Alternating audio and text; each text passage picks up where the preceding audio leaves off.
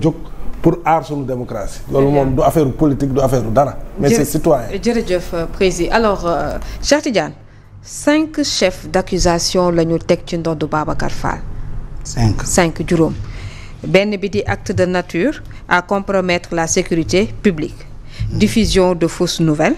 recel man moo may rey nag recel de malfaiteurs. acte susceptible de jeter le discrédit sur les décisions de justice ak complicité. ci jamono joo xamante ne ka ñuy wax kenn jugé gu ko. kon ñoom atte nañu ni. Madiambal Diagne dañu ne malfaiteur la ñoom. donc ils ont tué déjà li nga xam ne moom la ñuy woowee présomption d'innocence bi moom dindi nañ ko yàgg na te demagul tribunal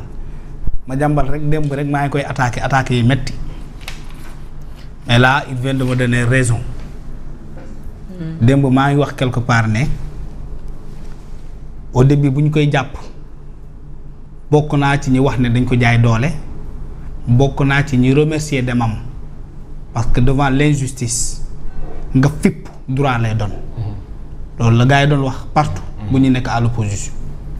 voilà mais bu demee ba mu mat 2-3 semaines ñu jàpp sa soxna nga dégg na feebar na ba yóbbu nañu ko pavillon spécial en bon mari tu dois revenir libérer ta famille libérer ta femme. man loolu je l'ai dit hier voilà man je l'ai dit hier vraiment dans un autre plateau. je l'ai soutenu hier ici. man loolu laa man parce que man ci sama bopp laa koy xoolee man ku waxuma la sa saaga mais ku xool sama soxna bët bi ma neexul dañuy xeex rawatina nag nga jàpp ko yóbbu ko prison tëj du ko te ma xam ne su ma ñibbisee mën na génn prison loolu laa mais li xew démb ci 7TV. mu ñu xëy tey ñu amaat lu mel noonu RFM a donné Madiambal raison sur ma posture d'hier kon ñoom topp ñu justice boo xoolee les chefs d'accusation nit ku ñu jugé gul ku ñu dégluwul ku ñu attewul ku nit koo xam ne presque dossier am amagul nga taxaw nga naan kooku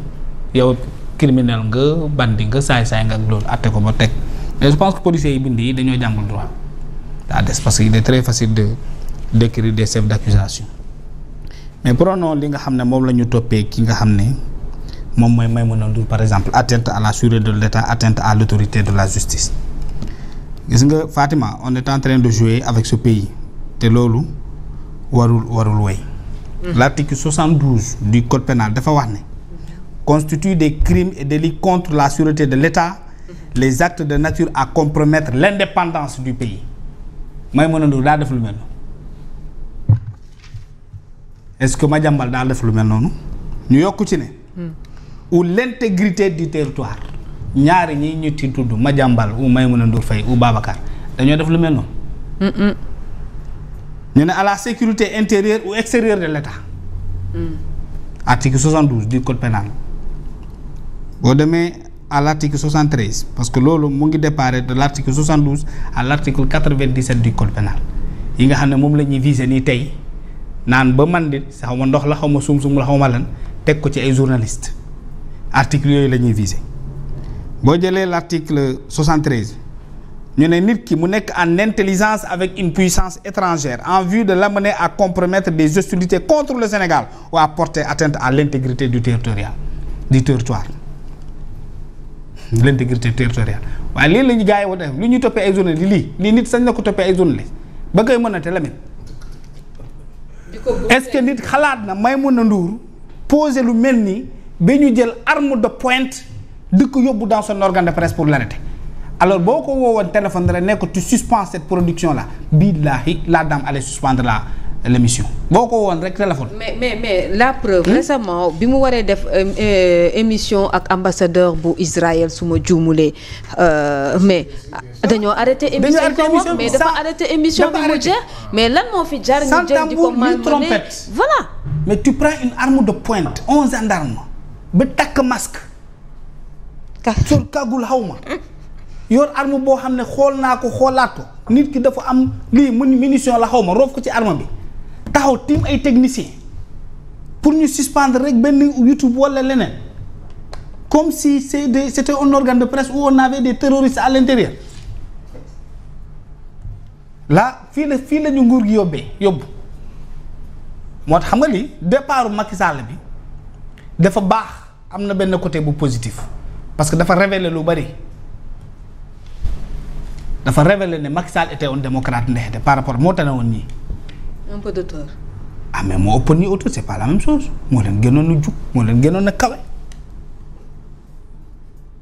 mais yow li ngay wax ne Madiambal sax moom la def di ko traité de fugitif ils créent leur mot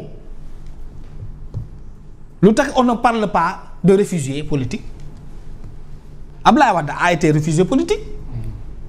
Mouhamadou Rasoulullahi a été réfugié dafa jógee Makka dem Medina moo gën ñëpp te ñii di ñaawlu li Madiambal def le prophète l'a fait histoire la ñuy raconté non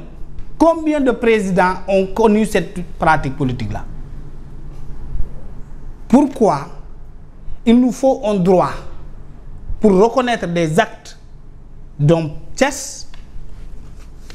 contumace bi du fii lañu fekk ñu nangul on contumace une émission ci biir këram lan moo tax mënuñu ko nangul un réfugié politique Ngagne Demba Touré demul Mali Pape Alé Niang defaral ko émission en direct est-ce que dañoo jëli Pape Alé Niang wala loolu fekkuñu fi combien de fois des gens ont interviewé des gens du Macky des rebelles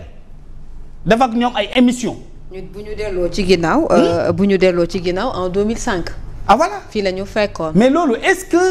organe de presse boobu état dépêché na des militaires avec des armes de pointe pour dem tëj du organe de presse boobu wala jàppalu nit fan la ñu bëgg a yóbbu Sénégal laa xamul man. ki gënoon dangereux ci mën nañ ko wax muy Ben Laden. Ben Laden on a mais au Sénégal quand on reste même au Sénégal y a pas eu ici un gars qui a échappé de prison daw dem ñu defaral ko interview wala loolu fekkuñu fi bu sax booy jinne xaw ma booy jinne daw fi yoon ñu dem defaral booy jinne Khalifa Diakhaté ah ñu def émission ak booy jinne est-ce que Macky à l'époque a dépêché son armée te booy jinne gars yi seet nañ ko ba sonn mënuñu ko gis alors voilà. Sur les images ñu ngi gis bi ñuy nekk ci kër Maïmouna Ndour lii rafetul pour notre démocratie c'est très écœurant surtout quand ça vient de Pastef. C'est ça le mot. C'est le mot. Des organes de presse ont failli perdre leur existence dans leur lutte pour que le Pastef arrive au pouvoir. mu ngi noonu mën nga ñoo may élément boobu ñu déglu ko tuuti et puis revenir déjà ils ont coupé li nga xamante ne moom moo di rek signal bu TFM ci suba naka noonu également bu ci TNT bi bu ki nga xamante ne moo di Maïmouna Ndour Faye